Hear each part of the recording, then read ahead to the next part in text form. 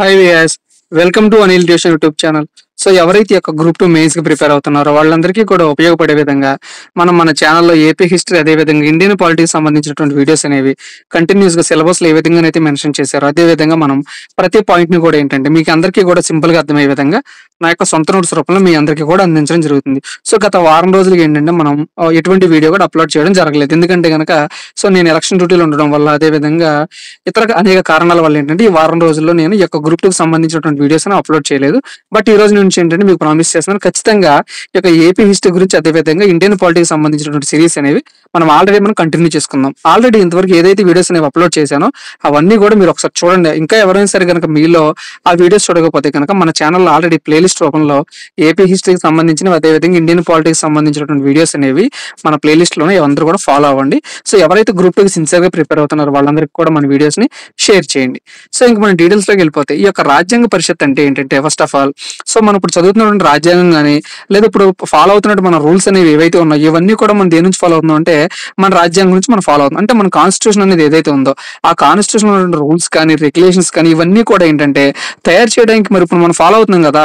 So మనం follow అవుతున్నాం అంటే ఏంటి, ఖచ్చితంగా రాజ్యాంగం ఎవరో ఒకరు రాసి ఉండాలి కదా. సో మరి రాయాలంటే కానీ ఖచ్చితంగా ఎవరు రాసి ఉండాలి, మన భారతదేశానికి ఆల్రెడీ స్వాతంత్రం వచ్చింది కాబట్టి మన భారతదేశం ప్రజలు ఎవరైతే ఉన్నారో వాళ్ళ చేత ఈ యొక్క రాజ్యాంగం అనేది రాయబడాలి. కానీ ఏంటి, భారతదేశంలో ప్రజలందరూ కూడా ఏంటి ఆ రాజ్యాంగం రాయాలంటే అందరూ ఒక చోట కూర్చొని రాయలేరు కాబట్టి ఉన్నటువంటి మనుషులు, అంటే ఉన్నటువంటి భారతదేశ ప్రజలు ఎవరైతే ఉన్నారో ఆ భారతదేశ ప్రజలందరి తరపున ఏంటంటే కొంతమందిని ఎన్నుకోవడం జరిగింది అనమాట. అంటే ఈ రోజు మనం ఏ విధంగా అయితే ఎలక్షన్స్ రూపంలో మన సీఎం ఏ విధంగా ఎన్నుకుంటున్నాము, ఎమ్మెల్యేలు అనేవాళ్ళు డైరెక్ట్ గా ఏంటంటే సీఎం ఎన్నుకోవడం జరుగుతుంది. అంటే ఎమ్మెల్యేలు ఎవరు ఎన్నుకుంటున్నారు, సో మన ప్రజలు ఎవరైతే ఉన్నారో ఈ యొక్క ఓటు హక్కు ద్వారా ఏంటంటే ప్రజలు అనేవాళ్ళు ఎమ్మెల్యేస్ ఏ విధంగా అయితే ఎన్నుకుంటున్నారో అదే విధంగా మన రాజ్యాంగాన్ని కూడా ఏంటంటే రాయడానికి కొంతమందిని ఎన్నుకోవడం జరిగింది అనమాట. సో ఆ విధంగా ఎన్నుకున్న తర్వాత ఏంటంటే వాళ్ళు రాజ్యాంగం రాశారు. సో మరి ఎన్నుకునే ముందు వాళ్ళు కొన్ని గైడ్ లైన్స్ ఉండాలి కదా. అంటే ఎవరు పడితే వాళ్ళు ఎన్నుకోరు కదా. అంటే ఈ యొక్క కేటగిరీకి సంబంధించి పలానా వ్యక్తి అనేవాడు అతను బాగా పనిచేస్తాడు, లేదా ప్రాథమిక హక్కులు ఉన్నాయి, ఈ యొక్క ప్రాథమిక హక్కుల గురించి పలానా వ్యక్తి బాగా పనిచేస్తాడు, లేదా ప్రాథమిక విధులు ఉన్నాయి, ఈ యొక్క ప్రాథమిక విధులు అనేవి ఏ దేశం నుంచి తీసుకోవాలి, అదే విధంగా ఈ యొక్క ప్రాథమిక విధులకు సంబంధించినటువంటి ఏమైనా డౌట్స్ వస్తే కనుక మేము ఎవరిని కాంటాక్ట్ చేయాలి. సో ఈ విధంగా ఏంటంటే ప్రతి ఒక్క చాప్టర్ కి సంబంధించి ఏంటంటే కొంతమంది వ్యక్తులు అనేవాళ్ళు వాళ్ళ యొక్క ఓన్ ఐడియాలజీలు కానీ, లేదా వేరే దేశాలకు వెళ్ళి అక్కడ ఉన్నటువంటి రాజ్యాంగాలు అనేవి ఏవైతే ఉన్నాయో ఆ రాజ్యాంగాలన్నింటినీ కూడా చదివి ఏంటంటే మన రాజ్యాంగాన్ని తయారు చేయడం జరిగింది అనమాట. సో ఈ తయారు చేయడానికి ఏంటంటే ఒక పరిషత్ అనమాట, అంటే కాన్స్టిట్యూంట్ అసెంబ్లీ అనేది ఏదైతే ఉందో అది ఫామ్ చేసుకోవాలన్నమాట. అంటే ఈ యొక్క రాజ్యాంగ పరిషత్ యొక్క మెయిన్ ఉద్దేశం ఏంటంటే ఎవరైతే ఆ యొక్క రాజ్యాంగాన్ని రాస్తున్నారో లేదా ఆ రాజ్యాంగాన్ని రాయడానికి ఉన్నటువంటి వ్యక్తులు ఎవరైతే ఉన్నారో వాళ్ళందరినీ ఏ విధంగా ఎన్నుకోవాలి, అదే విధంగా వాళ్ళందరినీ ఎన్నుకున్న తర్వాత రాజ్యాంగ పరిషత్ అనేది ఏ విధంగా ఏర్పాటు చేసుకోవాలి, అదే విధంగా వాళ్ళ యొక్క నిర్మాణం అనేది ఏ విధంగా ఉండాలి. ఈ యొక్క రాజ్యాంగ పరిషత్ వివిధ కమిటీలు ఉంటాయి అన్నమాట. సో కమిటీలు అంటే ఏంటంటే ఇప్పుడు ఏ విధంగా అనేది మన వర్క్ అనేది డివైడ్ చేసుకుంటున్నాం అంటే మీరు చూసినట్లయితే కనుక మన వర్క్ ఏంటంటే సింపుల్ గా డివైడ్ చేయడానికి పలానా పన్ను చేరా పలానా పన్ను చేరా అని చెప్పి మనం ఏ విధంగానైతే డివైడ్ చేసుకుంటున్నాం అదే విధంగా ఇక్కడ ఏంటంటే రాజ్యాంగ పరిషత్తులో కూడా కొన్ని కమిటీస్ అనేవి డివైడ్ చేసుకోవడం జరిగింది అనమాట. సో తర్వాత ఏంటంటే వాళ్ళు ఏ విధంగా పనిచేశారు, తర్వాత ఏంటంటే ఫైనల్ గా యొక్క రాజ్యాంగ పరిషత్ ద్వారా ఏంటంటే మన యొక్క రాజ్యాంగాన్ని రాసుకోవడం జరిగింది అనమాట. సో రాసుకున్న తర్వాత ఏంటంటే మనం రాసుకున్నటువంటి యొక్క రాజ్యాంగం అనేది ఏదైతే ఉందో ఈ రాజ్యాంగం అయితే ఏంటంటే అనేక మంది విమర్శలు అనేవి చేశారు. అంటే చాలా మంది ప్రముఖులు ఏంటంటే అభిప్రాయాలు వెళ్ళబుచ్చారు అనమాట. సో వాళ్ళ యొక్క అభిప్రాయాలు ఏంటి ఇవన్నీ కూడా మనం ఈ వీడియోలో డిస్కస్ చేసుకుందాం. సో ఫైనల్ గా రాజ్యాంగ పరిషత్ ఏంటంటే సింపుల్ గా ఏం లేదు, రాజ్యాంగం రాయడానికి ఏదైతే అవసరమైనటువంటి మనుషులు కానీ, లేదా ఏదైతే కమిటీలు అనేవి ఫామ్ అవుతాయో ఆ కమిటీలు అన్ని కూడా ఏంటంటే ఒక చోట కూర్చుని ఒక మీటింగ్ లాగా పెట్టుకుని మనం అందరం కూడా ఏంటంటే భారతదేశానికి స్వాతంత్రం వచ్చింది కాబట్టి ఖచ్చితంగా మనం అందరం ఏంటంటే ఒక రాజ్యాంగం రాసుకోవాలని చెప్పి డిసైడ్ అయ్యారు. సో ఆ విధంగా ఈ మొత్తం ప్రాసెస్ ని కలిపి ఏమంటారంటే రాజ్యాంగ పరిషత్ అంటారు అనమాట. ఈ యొక్క రాజ్యాంగ పరిషత్తులు ఏంటంటే మనకి ఈ విధంగా రాజ్యాంగ పరిషత్ ఉండాలి అని చెప్పినటువంటి మొట్టమొదటి వ్యక్తి ఎవరంటే కనుక మనకి ఎంఎన్ రాయ్ అనమాట, మానవేంద్ర రాయ్. సో ఈ యొక్క మానవేంద్ర రాయ్ ఏంటంటే ఫస్ట్ ఆఫ్ ఆల్ యొక్క ఐడియాని తీసుకొచ్చాడు అనమాట. అంటే మనకి ఎగ్జామ్ పాయింట్ ఆఫ్ విధంగా అడుగుతారంటే రాజ్యాంగ పరిషత్ అనే భావనను మొట్టమొదటిసారిగా తీసుకొచ్చినటువంటి వ్యక్తి ఎవరు అని అడుగుతారు. సో ఎవరంటే మనకి ఎంఎన్ రాయ్ అనమాట. సో ఇతను ఏంటంటే ప్రస్తుతం ఉన్నటువంటి కమ్యూనిస్ట్ పార్టీలు ఏవైతే ఉన్నాయో ఆ కమ్యూనిస్ట్ పార్టీలకు సంబంధించినటువంటి మూల పురుషుడు అనమాట. అదే విధంగా ఈ యొక్క 1934 తర్వాత ఏంటంటే 1935 లో 1935లో మనకి ఇండియన్ నేషనల్ కాంగ్రెస్ ఏదైతే ఉందో ఇండియన్ నేషనల్ కాంగ్రెస్ కూడా ఖచ్చితంగా డిమాండ్ చేసింది అనమాట. అంటే మాకు కూడా ఒక కాన్స్టిట్యూంట్ అసెంబ్లీ ఉండాలి, మేము కూడా సపరేట్ గా ఒక రాజ్యాంగం రాసుకోవాలి, మీ దేశాలకు ఏ విధంగా అయితే రాజ్యాంగాలు ఉన్నాయి అదే విధంగా మా దేశానికి కూడా ఒక రాజ్యాంగం అనేది ఉండాలి ఉండాలి కాబట్టి ఈ యొక్క ఐఎన్సీ అనేవాళ్ళు, ఇండియన్ నేషనల్ కాంగ్రెస్ అనేవాళ్ళు 1935 ఏంటంటే మాకు కూడా రాజ్యాంగ పరిషత్ కావాలని చెప్పి డిమాండ్ చేయడం జరిగింది అనమాట. సో తర్వాత 1938 ఏంటంటే జవహర్లాల్ నెహ్రూ కాంగ్రెస్ తరపున అడల్ట్ ఫ్రాంచైజ్ అంటే ఏంటంటే ఓటు హక్కు రూపంలో ఖచ్చితంగా మన రాజ్యాంగాన్ని మేము రాసుకోవాలంటే కనుక ఖచ్చితంగా మేము కొంతమంది సభ్యులను ఎన్నుకుంటాము.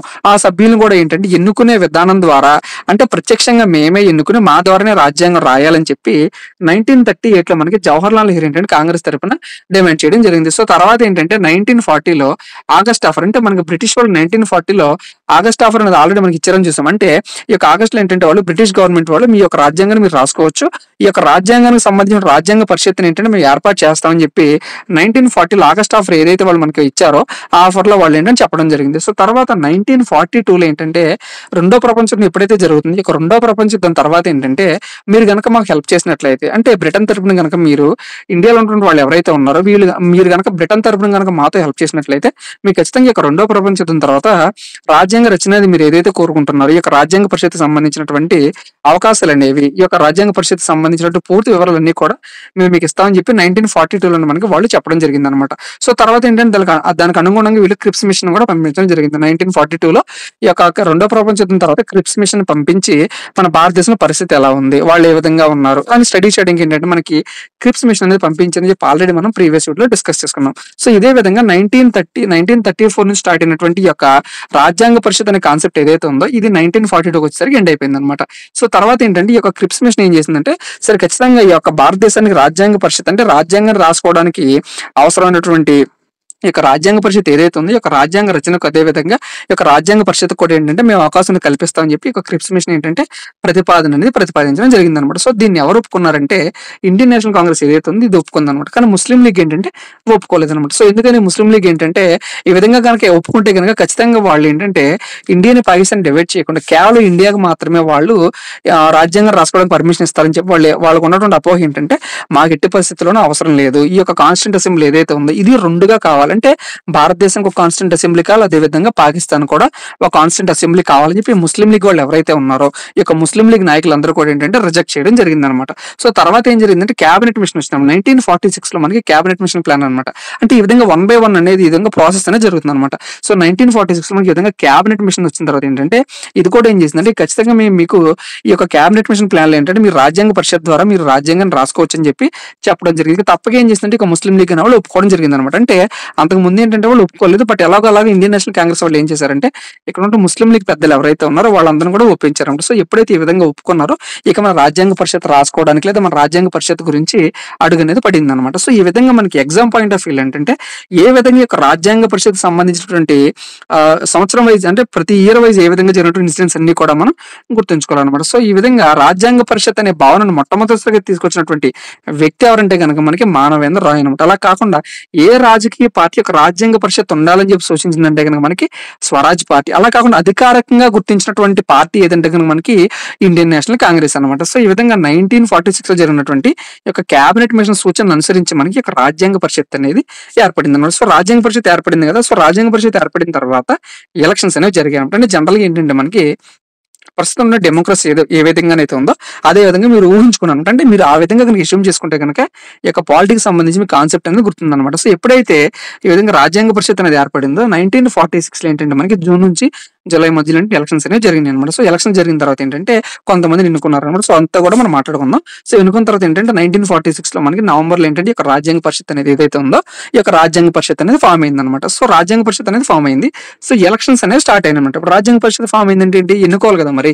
అంటే ఏ రాష్ట్రం నుంచి ఎవరెవరు ప్రాతినిధ్యం వహిస్తున్నారు, ఏ యొక్క భాగం నుంచి ఎవరెవరు ప్రాతినిధ్యం వహిస్తున్నారు. సో దీనికి సంబంధించి ఏంటంటే ఈ ఎలక్షన్స్ అనేవి స్టార్ట్ అయినమాట. సో ఈ విధంగా ఎలక్షన్ స్టార్ట్ అయిన తర్వాత బ్రిటిష్ పరిపాలిస్తున్నటువంటి ప్రాంతాలు ఏవైతే ఉన్నాయో అంటే అప్పుడు బ్రిటిష్ వారు పరిపాలిస్తున్నటువంటి ప్రాంతాలు ఏంటంటే కనుక మనకి 292 ప్రాంతాలు ఉన్నాయన్నమాట. సో వీటిలో ఏంటంటే మనం సింపుల్ గా రాష్ట్రాలు అంటాం అనమాట. సో ఈ విధంగా బ్రిటిష్ వాళ్ళు పరిపాలిస్తున్నటువంటి ప్రాంతాలన్నీ కూడా ఏంటంటే 292 ఉన్నాయి. అదే విధంగా చీఫ్ కమిషనరేట్ ప్రాంతాలు అంటే ప్రస్తుతం ఉన్నటువంటి కేంద్ర పాలిత ప్రాంతాలు అని పిలుస్తున్నాం కదా.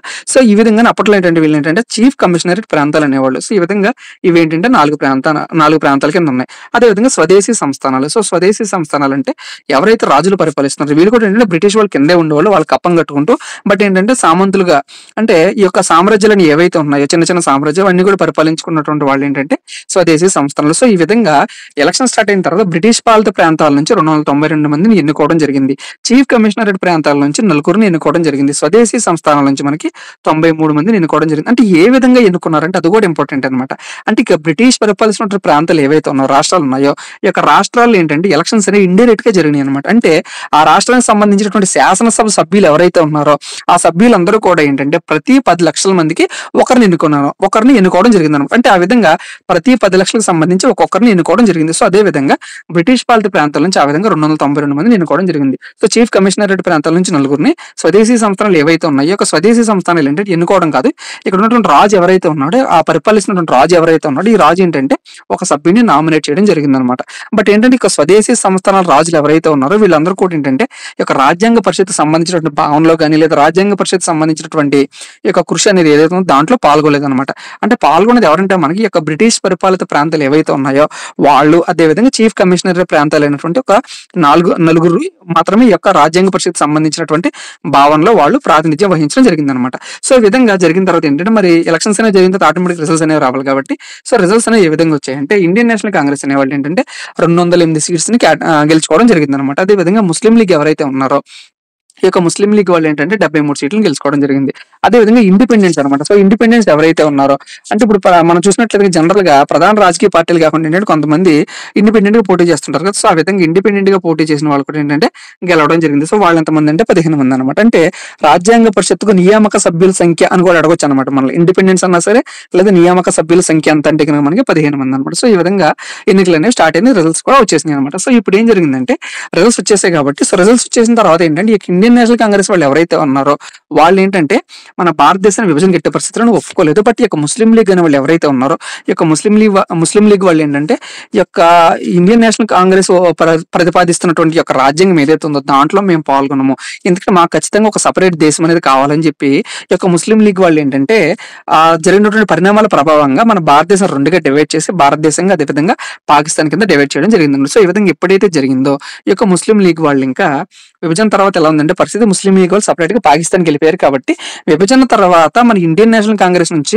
ఎంతమంది సభ్యులు ఉన్నారంటే కనుక మనకి ఎగ్జామ్ పాయింట్ ఆఫ్ వ్యూలో 229 మంది ఉండడం జరిగింది అనమాట. సో అదే విధంగా స్వదేశీ సంస్థానాల నుంచి ఎంతమంది ఉన్నారంటే కనుక 70 మంది అనమాట. అంటే ఈ విధంగా రాజ్యాంగ పరిషత్కి విభజన జరగక ముందు ఎంతమంది ఎన్నికయ్యారంటే కనుక 389 అనమాట. అలా కాకుండా ఏంటంటే విభజన తర్వాత పరిస్థితి ఎలా ఉందంటే కనుక కేవలం 299 మాత్రమే ఉండడం జరిగింది అనమాట. సో ఈ విధంగా విభజన తర్వాత పరిస్థితి ఎలా ఉంది. సో అది ఆటోమేటిక్ తర్వాత ఏం జరిగిందంటే రాజ్యాంగ పరిషత్ అనేది ఎలక్షన్స్ జరిగింది. తర్వాత ఏంటంటే వాళ్ళు ఎన్నుకోవడం జరిగింది. కాబట్టి ఈ యొక్క రాజ్యాంగ పరిషత్ అనేవాళ్ళు ఒక మొదటి సమావేశాన్ని ఏర్పాటు చేసుకోవడం జరిగింది. అంటే రాజ్యాంగాన్ని మనం ఏ విధంగా రాసుకోవాలి, రాజ్యాంగానికి సంబంధించిన సూచనలు ఏంటి, సలహాలు ఏంటి, దీనికి సంబంధించి మనం ఎవరిని కాంటాక్ట్ చేయాలి. సో దీని మొత్తం కూడా ఏంటంటే ఒక మొదటి సమావేశాన్ని వాళ్ళు ఏర్పాటు చేసుకోవడం జరిగింది. అది ఎప్పుడంటే 1946 డిసెంబర్ 9న వీళ్ళ యొక్క మొదటి సమావేశాన్ని ఏర్పాటు చేసుకోవడం జరిగింది అనమాట.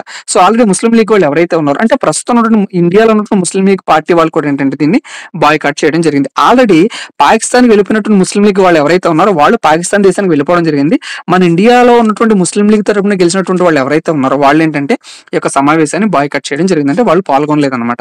సో ఈ విధంగా రాజ్యాంగ పరిషత్ సమావేశం కూడా జరిగిపోయింది. సో దీనికి అటెండ్ అయినటువంటి వారు ఎంతమంది అంటే కేవలం 211 మంది ఏంటంటే ఈ యొక్క మీటింగ్ కి అటెండ్ అవ్వడం జరిగింది అనమాట. సో ఈ విధంగా మీటింగ్ అటెండ్ అయిన తర్వాత సో దీనికి సంబంధించి మొదటి సమావేశానికి తాత్కాలికంగా ఒక అధ్యక్షుని ఎన్నుకున్నారు. అంటే అప్పుడు మనకి ఎలక్షన్స్ వచ్చినాయి కానీ బట్ ఎవరు ఖచ్చితంగా దానికి మీటింగ్ అధ్యక్షత వహించాలి అని ఒక క్లారిటీ లేదు. కాబట్టి అంటే టెంపరీగా అంటే ఇప్పుడు మనం చూసినట్లయితే కనుక స్కూల్స్ ఏంటంటే ఒక స్కూల్లో మీరు ఏంటంటే ఫర్ ఎగ్జాంపుల్ ఏదైనా ఒక 6th క్లాస్లో 5th క్లాస్ జాయిన్ అయిపోయారు. సో జాయిన్ అవ్వగానే ఏంటి మీరు ఏంటో ఒక లీడర్ని ఎవరో ఒకరు పెట్టాలి కదంటే ఎవరైతే టెంపరీ ఒక లీడర్ని అనే వాళ్ళు పెడతారు. పెట్టిన తర్వాత ఏంటంటే కొన్ని రోజుల తర్వాత అందరూ అలవాటు అయిపోయిన తర్వాత ఏంటంటే మీరే ఒక లీడర్ని ఎన్నుకోండి అని చెప్పి మనకి ఒక అవకాశం ఇస్తారు. సో అదే విధంగా ఇక్కడ ఏంటంటే సో ఫస్ట్ ఎప్పుడైతే ఈ విధంగా సమావేశం అనేది ఫామ్ అయింది ఇక్కడ ఏంటంటే తాత్కాలికంగా ఒక అధ్యక్షుడిని పెట్టడం జరిగింది. ఒక తాత్కాలికంగా అధ్యక్షుని పెట్టింది ఎవరంటే కనుక మనకి ఇక సచ్చిదానంద సిన్హా అంటే మొదటి సమావేశానికి తాత్కాలికంగా అధ్యక్షతలు వహించింది ఎవరంటే కనుక మనకి యొక్క సచ్చిదానంద సిన్హా అనమాట. ఈ యొక్క సచ్చిదానంద సిన్హాని పేరు ప్రతిపాదించింది ఎవరంటే కనుక మనకి జేబీ కృపలాని.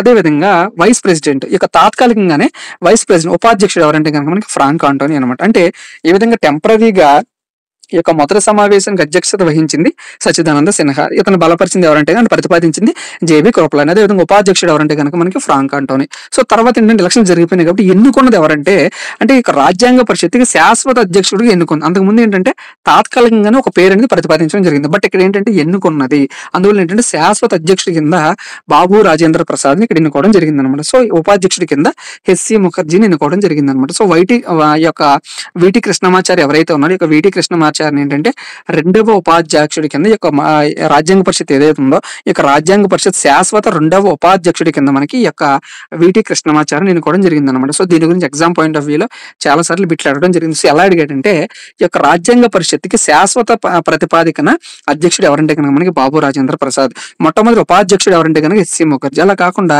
ఈ యొక్క రాజ్యాంగ పరిషత్తుకు శాశ్వత రెండవ ఉపాధ్యక్షుడు ఎవరంటే కనుక మనకి విటి కృష్ణమాచారి. సో ఈ విధంగా విద్యార్థులందరూ కూడా గుర్తుపెట్టుకోండి. సో ఈ విధంగా ఎప్పుడైతే మనకి ఈ విధంగా ఎలక్షన్ జరిగిన తర్వాత వీళ్ళందరూ ఎన్నుకున్నారు, ఈ విధంగా అధ్యక్షులు కూడా ఎన్నుకున్నారు.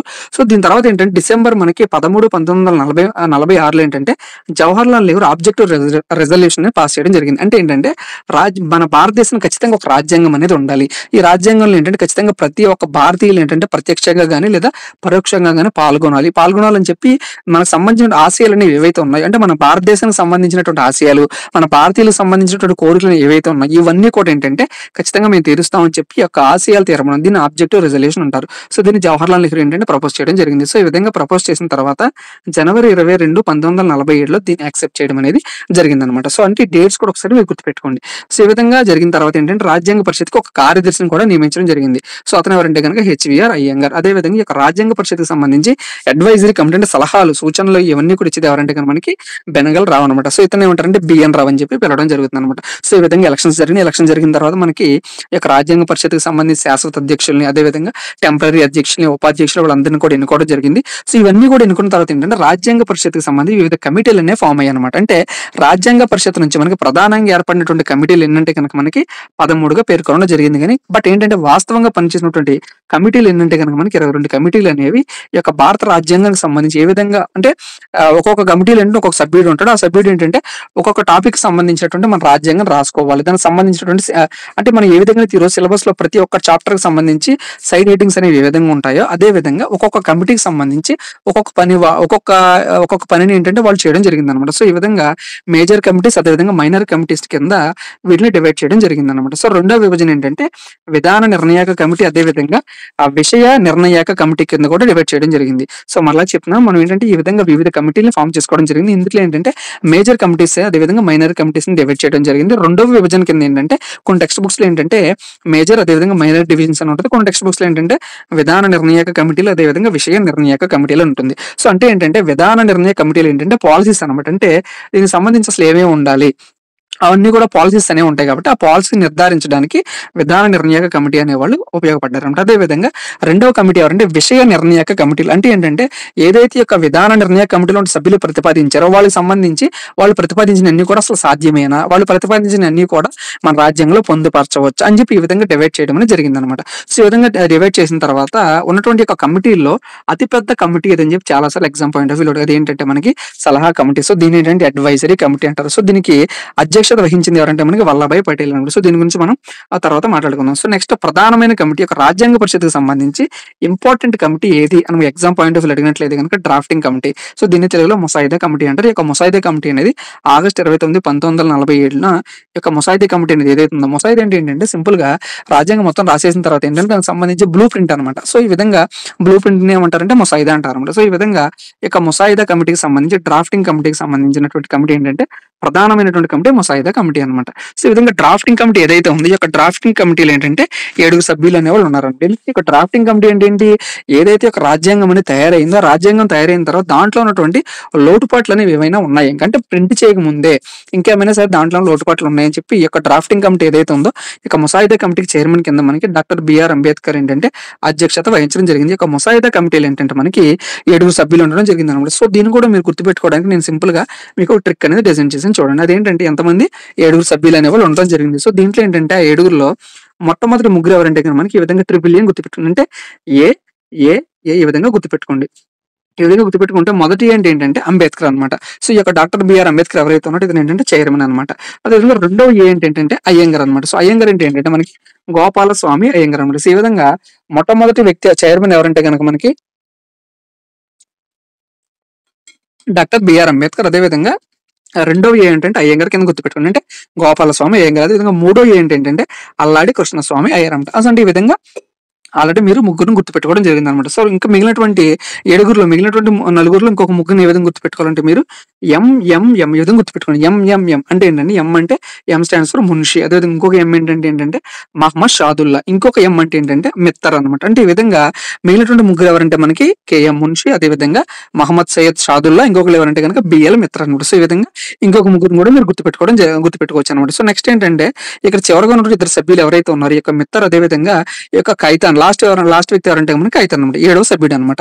సో ఈ విధంగా 7వ సభ్యుడి పేరు ఏంటంటే ఖైతాన్. దీని సింపుల్ గా మీరు కే అని గుర్తుపెట్టుకోండి. అంటే 3 ఏలు 3 ఎంలో అదేవిధంగా ఒక కే అనమాట. సో ఈ విధంగా గుర్తుపెట్టుకుంటే ముసాయిదా కమిటీలో సభ్యులు ఎవరైనా మన ఎగ్జామ్ పాయింట్ ఆఫ్ అడిగినా సరే, లేదా కింది వారిలో ముసాయిదా కమిటీకి సంబంధించినటువంటి సభ్యులు కాని వారు ఎవరైనా అడిగినా సరే మనం గుర్తుపెట్టుకోవడానికి ఈజీగా ఉంటుంది. కాబట్టి ఈ కోడ్ అనేది మీరు అందరూ కూడా గుర్తుపెట్టుకోండి. సో తర్వాత ఏంటంటే ఒక మిత్రని అతను ఎవరైతే ఉన్నాడో ఇతని స్థానంలో ఏంటి, ఇతను చనిపోయిన తర్వాత అనారోగ్యం గురి కావడంతో ఇతని స్థానంలో వచ్చినటువంటి వ్యక్తి ఎవరంటే కనుక మనకి ఎన్ మాధవరావు అనమాట. అదే విధంగా ఈ యొక్క ఖైతాన్ అనే పర్సన్ ఎవరైతే ఉన్నాడో ఇతను కూడా ఏంటంటే చనిపోవడం జరిగింది.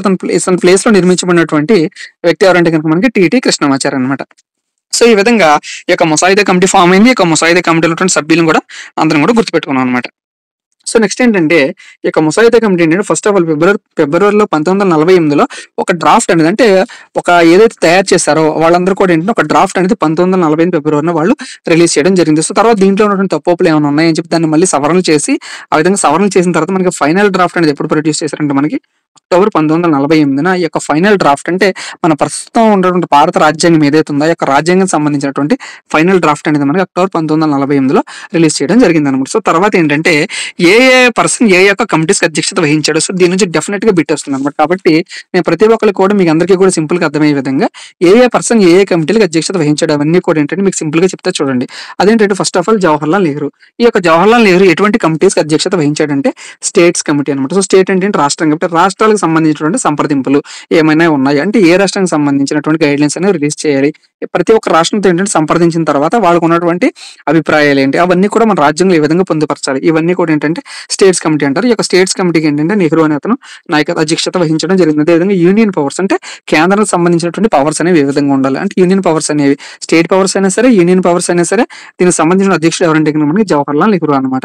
సో ఇంకోటి ఏంటంటే కేంద్ర ప్రభుత్వాధికార కమిటీస్, అంటే కేంద్రానికి సంబంధించి ఎటువంటి కేంద్ర ప్రభుత్వానికి సంబంధించి అధికారాలు అనేవి ఏ విధంగా ఉండాలి దానికి సంబంధించి కమిటీకి అధ్యక్షుడు ఎవరు జవహర్లాల్ నెహ్రూ. అదే విధంగా రాజ్యాంగ విధాన కమిటీ, కేంద్ర రాజ్యాంగ విధానం కమిటీ దానికి అధ్యక్షుడు గారు మనకి జవహర్లాల్ నెహ్రూ అనమాట. అదే విధంగా రాజ్యాంగ పరిశీలన కమిటీ. సో ఇక్కడ గుర్తుపెట్టుకోండి రాజ్యాంగ ముసాయిదా కమిటీ ఏదైతే ఉందో ఆ యొక్క ముసాయిదా కమిటీకి చైర్మన్ ఎవరంటే కనుక మనకి అంబేద్కర్ అనమాట. అలా కాకుండా రాజ్యాంగ పరిశీలన కమిటీ, అంటే ఈ యొక్క ముసాయిదా తయారైపోయిన తర్వాత దాన్ని పరిశీలించడానికి అసలు కరెక్ట్ గా ఉందా లేదా అది మొత్తం కూడా అని చెప్పి రాజ్యాంగ పరిశీలన కమిటీకి అధ్యక్షుడు ఎవరంటే కనుక మనకి జవహర్లాల్ నెహ్రూ. బట్ ఇతను ఏంటంటే సెకండ్ అధ్యక్షుడు అనమాట. ఈ యొక్క రాజ్యాంగ పరిశీలన కమిటీ ఏదైతే ఉందో ఈ యొక్క రాజ్యాంగ పరిశీలన కమిటీకి ఏంటంటే మొట్టమొదటి అధ్యక్షుడు అతను వేరే అతను ఉంటాడు, తర్వాత చదువుకుందాం మనం. రెండవ అధ్యక్షుడు ఎవరంటే కనుక మనకి జవహర్లాల్ నెహ్రూ అనమాట. సో ఈ విధంగా జవహర్లాల్ నెహ్రూకి సంబంధించి మనకి స్టేట్స్ కమిటీ, అదేవిధంగా యూనియన్ పవర్స్ కమిటీ, అదేవిధంగా రాష్ట్రాల సంప్రదింపుల కమిటీ, కేంద్ర ప్రభుత్వాల కమిటీ, రాజ్యాంగ విధాన కమిటీ, రాజ్యాంగ పరిశీలన కమిటీకి సంబంధించి నెహ్రూకి సంబంధించినటువంటి కమిటీస్ అనమాట. అదేవిధంగా సర్దార్ వల్లభాయ్ పటేల్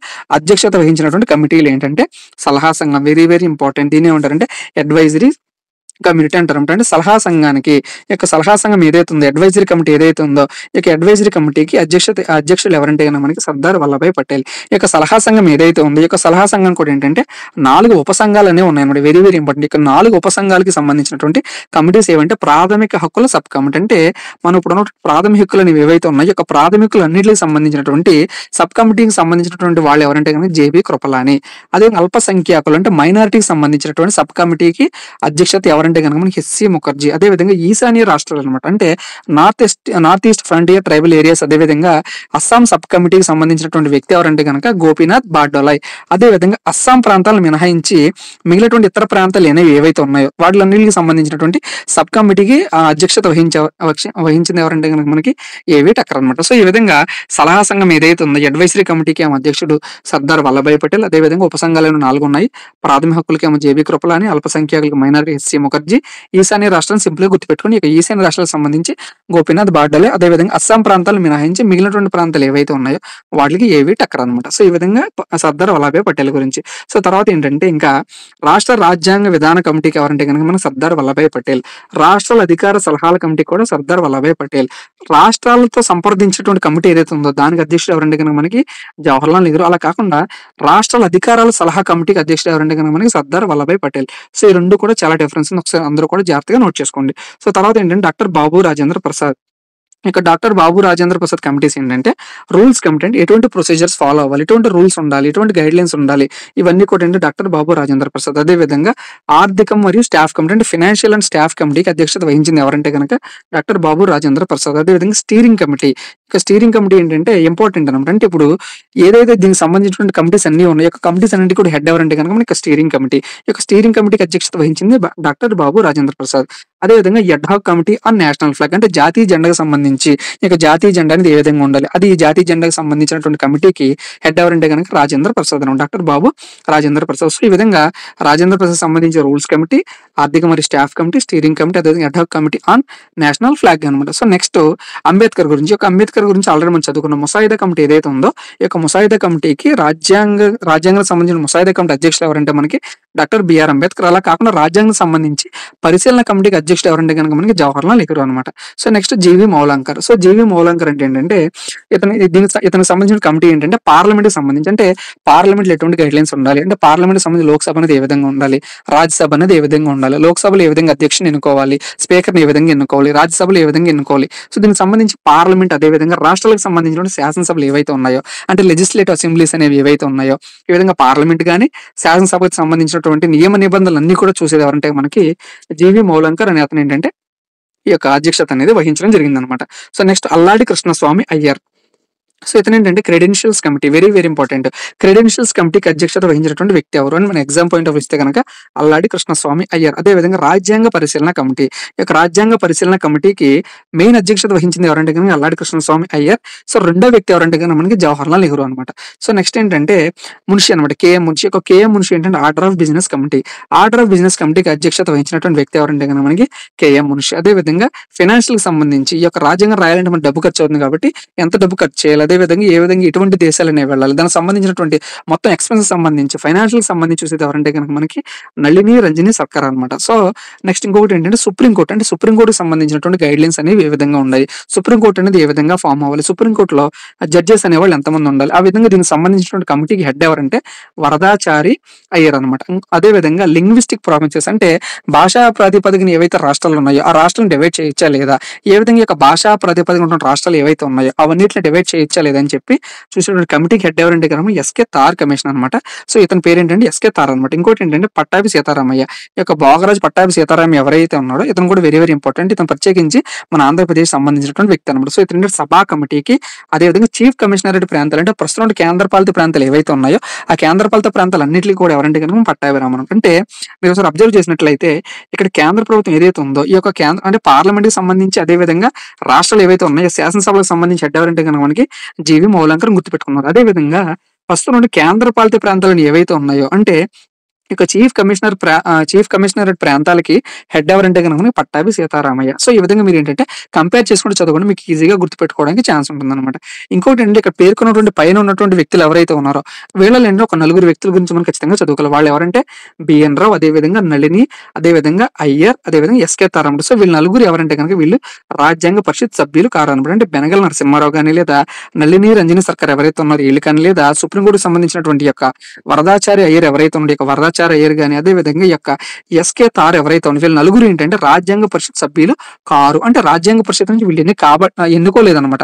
ఎన్నుకోనప్పటికీ కూడా ఏంటంటే వీళ్ళకి ఉన్నటువంటి ఇంపార్టెన్స్ అనేది గుర్తించడం ద్వారా ఏంటంటే వీళ్ళు ఇంపార్టెంట్ పర్సన్స్ అనమాట. అంటే వీళ్ళకి ఏదో ఒక స్పెషాలిటీ ఉంది కాబట్టి వీళ్ళకి కూడా ఏదైనా కమిటీ ఇస్తే వాళ్ళు ఖచ్చితంగా మన రాజ్యాంగం ఎంతో కొంత హెల్ప్ చేసిన వాళ్ళు అవుతారని చెప్పి వాళ్ళు రాజ్యాంగ పరిషత్కి ఎన్నుకోపోయినా సరే వాళ్ళకుంటూ ఏంటంటే ఒక ఇంపార్టెన్స్ అనేది ఇచ్చి వాళ్ళు కూడా కొన్ని శాఖలు అంటే కొన్ని ఇంపార్టెన్స్ సంబంధించినటువంటి శాఖలు అన్ని కూడా ఏంటంటే వాళ్ళకు కూడా డివైడ్ చేసి వాళ్ళకి ఇవ్వడం జరిగింది అనమాట. సో ఇది కూడా గుర్తుపెట్టుకోండి. సో ఇంకోటి ఏంటంటే పని విధానం అనేది ఏ విధంగా ఫైనల్ గా సో మొత్తం అనేది ఫామ్ అయిపోయింది. అదేవిధంగా కమిటీలు కూడా ఫామ్ అయిపోయినాయి. సో ఏ విధంగా ఈ యొక్క రాజ్యాంగ పరిషత్ పని విధానం అనేది ఉందంటే ఈ యొక్క రాజ్యాంగ పరిషత్ అనేది ఏదైతే ఉందో ఈ యొక్క రాజ్యాంగ పరిషత్ యొక్క పని విధానం ఏంటంటే మనం ప్రత్యేకించి 3 దశలుగా వర్గీకరించుకోవచ్చు. అందులో ఏంటంటే మొదటి దశ ఏంటంటే డిసెంబర్ 9, 1946 నుంచి మనకి స్వాతంత్రం ఎప్పుడైతే వచ్చిందో మనకి ఈ యొక్క 15 ఏంటంటే ఆగస్టు 15 ఎప్పుడైతే స్వాతంత్రం వచ్చిందో ఇప్పటి వరకు ఉన్నటువంటి దశని ఏమంటారంటే మొదటి దశకి అని చెప్పుకోవచ్చు అనమాట. ఈ యొక్క మొదటి దశలో ఏంటంటే రాజ్యాంగానికి సంబంధించిన విధులు అనేవి ఏవైతే ఉన్నాయో ఆ విధుల గురించి ఒక టైంలో ఏంటంటే డిస్కస్ చేసుకోవడం జరిగిందంటే ఒక్కొక్క టైంలో ఏంటంటే ఒక్కొక్క పని గురించి వాళ్ళు డిస్కస్ చేసుకోవడం జరిగింది అనమాట. అదే విధంగా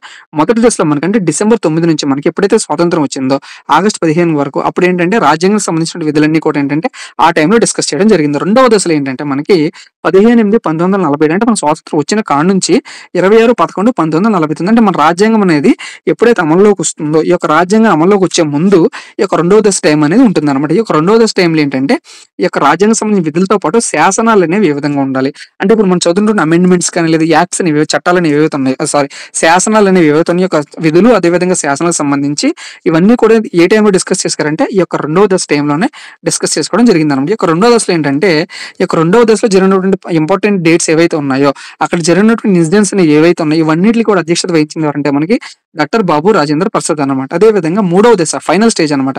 ఈ యొక్క ఫైనల్ స్టేజ్ ఏంటంటే 26/11/1949 నుంచి 13/5/1952 వరకు కూడా ఏంటంటే మూడవ దశ కింద అనమాట. సో ఈ విధంగా స్టూడెంట్స్ అందరూ కూడా ఏంటి డేట్స్ కూడా వెరీ వెరీ ఇంపార్టెంట్ అనమాట. అంటే మొదటి దశ ఎప్పటి నుంచి ఎప్పటి వరకు, రెండవ దశ ఎప్పటి నుంచి ఎప్పటి వరకు, మూడవ దశ ఎప్పటి నుంచి ఎప్పటి వరకు. అదేవిధంగా మొదటి దశలో రాజ్యాంగ విధుల గురించి డిస్కస్ చేసుకోవడం జరిగింది. అదేవిధంగా రెండవ దశలో విధులతో పాటు శాసనాలు అనేవి ఏవైతే ఉన్నాయో శాసనాల గురించి కూడా డిస్కస్ చేసుకోవడం జరిగింది. సో మూడవ దశలో ఏంటంటే చట్టాలు ఏ విధంగా ఫామ్ చేయాలి అంటే ప్రస్తుతం ఉన్నటువంటి చట్టాలు అనేవి ఏవైతే ఉన్నాయో ఆ చట్టాలతో పాటు ఏంటంటే తాత్కాలిక పార్లమెంట్ కూడా ఫామ్ చేయడం జరిగింది అనమాట.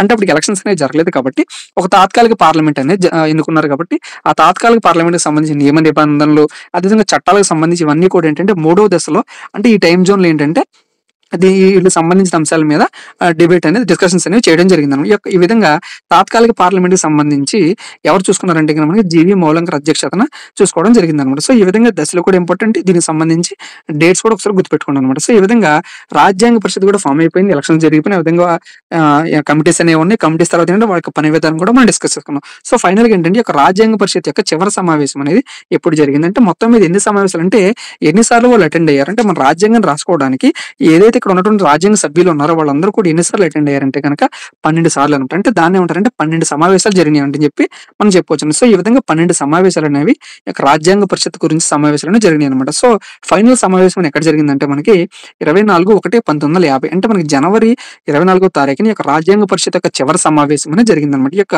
చివరి సమావేశంలో తీసుకున్నటువంటి డెసిషన్స్ గురించి కూడా మనకి ఎగ్జామ్ పాయింట్ ఆఫ్ వ్యూ అడగడం జరుగుతుంది కాబట్టి ఈ యొక్క రాజ్యాంగ పరిషత్ జరిగినటువంటి చివరి సమావేశంలో తీసుకున్నటువంటి డెసిషన్స్ ఏంటంటే జనగణమనని మన జాతీయ గీతం కింద ఆమోదించడం జరిగింది. అదేవిధంగా వందే మాతరాన్ని మన జాతీయ గేయం కింద ప్రకటించడం జరిగింది.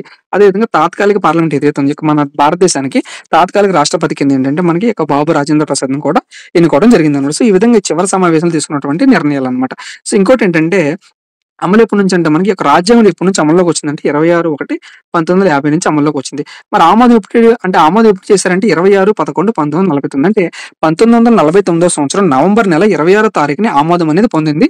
బట్ ఎందుకని మనకి 26/1/1950 నుంచి అమల్లోకి వచ్చిందంటే సో ఎప్పుడైతే ఈ విధంగా ఇండియన్ నేషనల్ కాంగ్రెస్ వాళ్ళు బ్రిటిష్ వాళ్ళతో ఏ విధంగానైతే పోరాడుకుంటూ ఖచ్చితంగా భారతీయులందరూ కూడా స్వాతంత్రం కావాలని చెప్పి ఏ విధంగా అయితే డిమాండ్ చేస్తున్నారో సో దానికి అనుగుణంగా ఏంటంటే 1930లోనే ఖచ్చితంగా భారతీయులు ఒక స్వాతంత్రం కావాలని చెప్పి ఇండియన్ నేషనల్ కాంగ్రెస్ వాళ్ళు లాహోర్ డిక్లరేషన్ అంటే లాహోర్ సమావేశంలో ఒక తీర్మానం చేయడం జరిగింది. అంటే పూర్ణ స్వరాజ్ ఖచ్చితంగా భారతదేశం కావాలని చెప్పి 1930లోనే వాళ్ళు డిక్లరేషన్ అనేది పాస్ చేయడం జరిగింది అనమాట. సో ఆ విధంగా వాళ్ళు ఎప్పుడైతే ఒక 1930లోనే భారతదేశం ఖచ్చితంగా స్వాతంత్రం కావాలని చెప్పి ఎప్పుడైతే స్వాతంత్రం రాకముందే వాళ్ళు తీర్మానించుకున్నారో దానికి ఇంపార్టెన్స్ గా ఏంటంటే ప్రతి సంవత్సరం వాళ్ళు 26వ తారీఖున జనవరి 20వ తారీఖున ప్రతి సంవత్సరం కూడా ఏంటంటే వాళ్ళు స్వాతంత్ర దినోత్సవాన్ని జరపడం జరిగిందనమాట.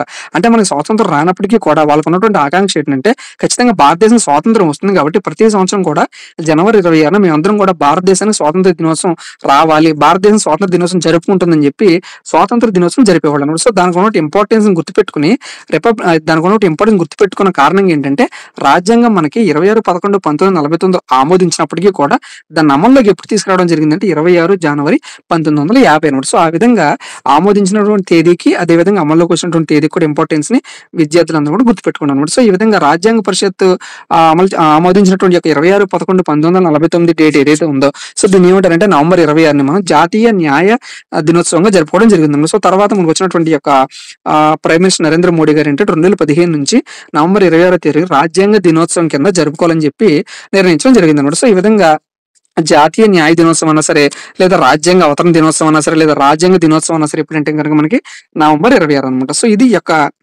రాజ్యాంగ పరిషత్ సంబంధించిన వివిధ కమిటీలు, అదేవిధంగా వీళ్ళు తీసుకున్నటువంటి నిర్ణయాలు, అదేవిధంగా ఏ కమిటీకి సంబంధించి ఏ అధ్యక్షులు వహించారని చెప్పి రాజ్యాంగ పరిషత్ సంబంధించినటువంటి కంప్లీట్ ఇన్ఫర్మేషన్ అనమాట. సో నెక్స్ట్ వీడియోలో ఏంటంటే మనం ప్రాథమిక హక్కులు ఏవైతే ఉన్నాయో ప్రాథమిక హక్కుల గురించి మనం నెక్స్ట్ వీడియోలో డిస్కస్ చేసుకుందాం. మన వీడియో నచ్చిందో అయితే మీ ఫ్రెండ్స్ అందరికీ షేర్ చేయండి. సో వీడియో క్లాస్ అనేది ఏ విధంగా మీరు ఖచ్చితంగా కామెంట్ సెక్షన్ లో కామెంట్ చేయండి. Thank you.